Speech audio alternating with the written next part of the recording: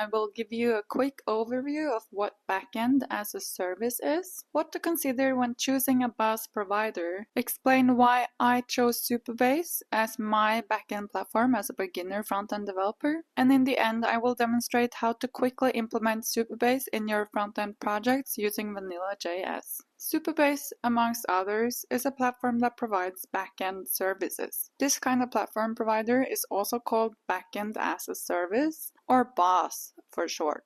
As a front-end developer, we can use these services instead of having to code our own backend. These platforms cater complex services as, for example, the ability to build your own database, connect to it through an API, and manage it yourself. It provides authorization and user authentication with social media integration, file storage, and push notifications, amongst others. The most popular BaaS providers are Firebase, Amplify, Supabase, Upright, and PocketBase. But there is one significant difference between these providers. The most well-known providers are Firebase, owned by Google, and Amplify, owned by Amazon. Firebase and Amplify, however, make use of their own proprietary infrastructure, making it challenging and time-consuming should you want to switch providers or if you want to self-host. This dilemma is called the vendor lock-in dilemma. The last few years, more open-source BaaS alternatives have emerged. Compared to proprietary platforms, the open-source platforms use open standards for data storage and APIs instead of proprietary infrastructure, removing the vendor lock-in dilemma. These are, amongst others, Supabase, Upright, and PocketBase. When choosing a BaaS provider for a project, there's certain things to consider regardless of the lock-in dilemma. The most important to take into consideration will be what kind of database do you need. For example,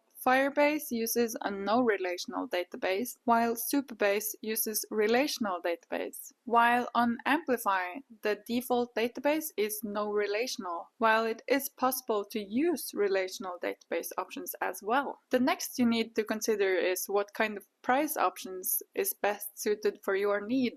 Most of these providers have a free option for small-scale businesses, while when scaling there is either a pay-as-you-go and as-you-use option or a monthly set subscription. The next you need to consider is if maybe you have used the Google Cloud or the AWS suite from before, maybe you already know these pretty well. Maybe then you are more inclined to use Firebase or Amplify as a BaaS instead. While on the other hand, if you would prefer to add your own custom business logic and complex workflows, then you should consider open source instead.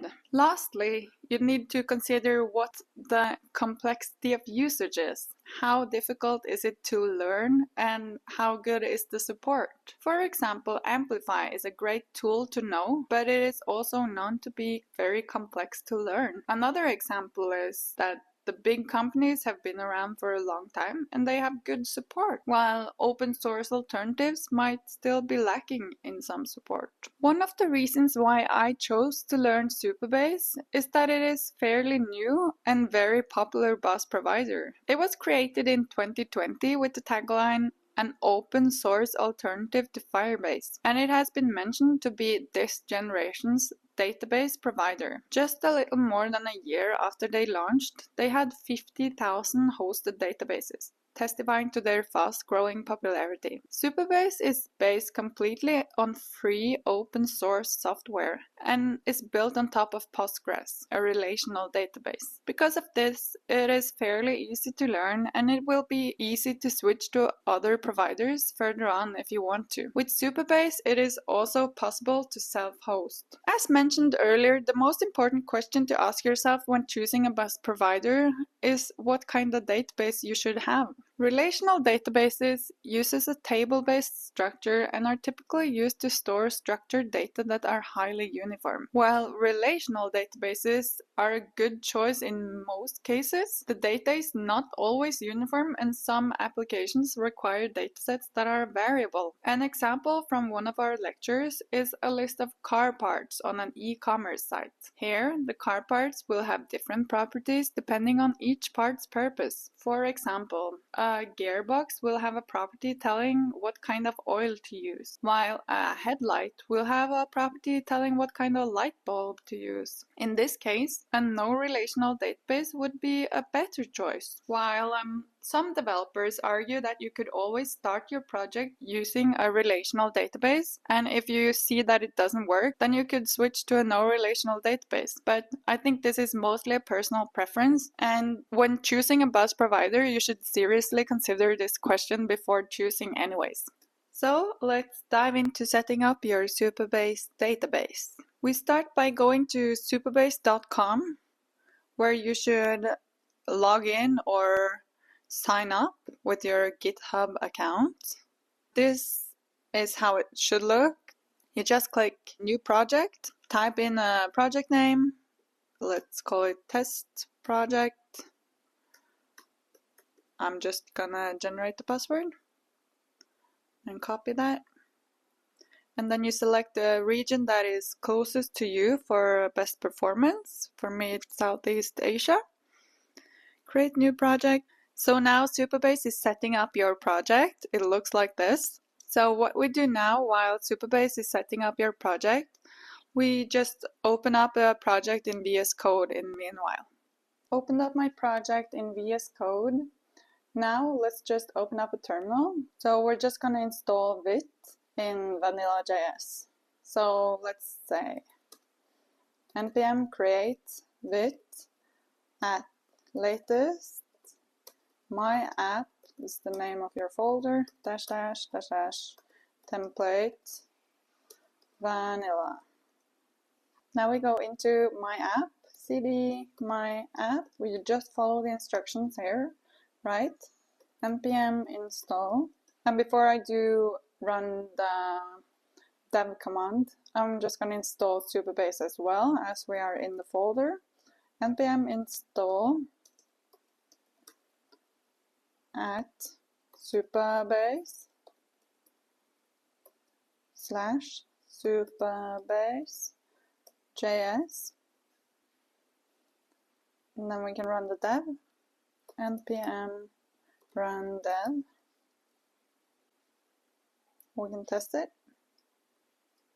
So now that we have our project set up, you have everything you need here. You have a git ignore. Now we're going to set up an env file, environmental secrets. So first, I'm just going to add the env to the ignore file so that I'm sure that it's not going to save. Add an env file. Now we go back to the Supabase dashboard and see if our project is done loading. Okay, so here is our project. It's up and running. We see that it's connected. Now you can just scroll down to this, where you can find your project URL and your API key. You go to your env file and then you add your secret. We have to call them Vite underscore and then the name, because we're using Vite. So we just do Vite underscore Supabase API URL. Like this, and we paste our URL. We are also going to have Vite Supabase API key. We copy our key from Supabase and we add it here. That's it. Now we have everything we need to set up and connect to the API and our database. So now we can test our connection. You can find out how to do this easily in the Supabase documentation, but I will also go through it here. So what I like to do is I add a new file and I call it Supabase client or client. And we're gonna add the Supabase client here. It's import create client. And then we import our secrets here. We do const Supabase URL import meta and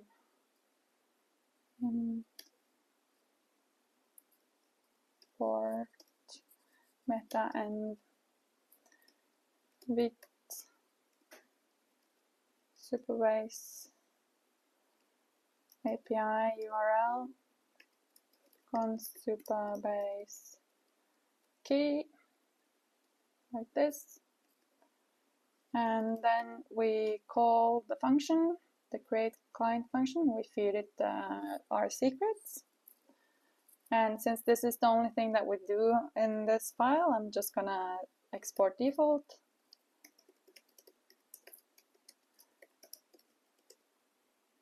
Like this. I go back to my main. So what we do is that we import the Supabase constant that we just made, and we console log it. And we check here in our app. Here you can see the Supabase client, and that means that you have connection with your database. Go to your database and add some test data. So here in our project, we can go to database. We add a new table. We call it, let's call this table animals. And its description is all kinds of animals. We enable RLS, row level security. And here you can see the columns. So you have an ID of each of the rows that you're going to have in your table.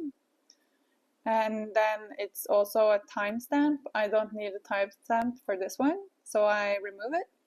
But I add a different one, and I call it animal type, and it's going to be a string. It's going to have a default value of null. It's fine. We save that. Here we have our new table. We go to the table. We see our columns here. We got everything we need. Now you can go to the table editor. You choose your table, and here you will get all of the data that you've added. I'm going to insert a new row. This gets an automatically generated ID. This row is going to be the animal type dog. I'm also just going to add a few different ones, just so we can test it. Fish. Now that we have some data to check, we need to check our row level security policy, because you will not be able to access this if your security policy is too strict. The thing that is really helpful to do is to go to the docs. Here you can see the Supabase docs. What I like to do is I like to go to Quick Start here. And here you can see what you need to do to access your project and build your API route. Here you can find the public access to your row level security. What I do is I just do exactly as they do here.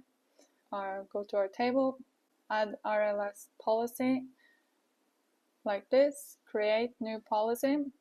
I'm just going to do exactly as they did in the docs.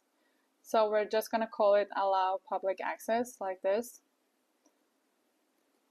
It's going to be a permissive behavior, and it's going to be default for Anon, just as they have it here. And it's going to be using true, like this. So we just write true here. So I save it like this. What I like to do then is I go to Postman just to check if everything is all right with my API. You log into Postman and you send a new API request. So your URL is this, as you can find in the docs. I just copy it like this, and we add our project reference. Our project reference is the auto-generated one from Supabase. You can find it here in the URL that you got in your API request. You do like this. And then you need your API key. You add it to your headers. Call it API key, like this. in one word, send to check. Okay, we got connection, and then we're gonna check animals. So it's just /animals, like this. And here we go, we got dog, cats, fish, ID 1, 2, 3, and we got everything that we need. So now you can actually connect to your database. An easy way to get started then is to just go to the dogs and go to Quick Start, and then go through what they have in the docs. This is the easiest way. So here as well, you can find the JavaScript that you need to access what you want from your database. So we can test this. We just go to our project. Okay, we want data, error, await Supabase from to-dos. No, I don't want to-dos, I want the animals. And then I want a console log data. Okay, so it's console logged, and then we have the dog, cats, fish, 1, 2, 3 IDs.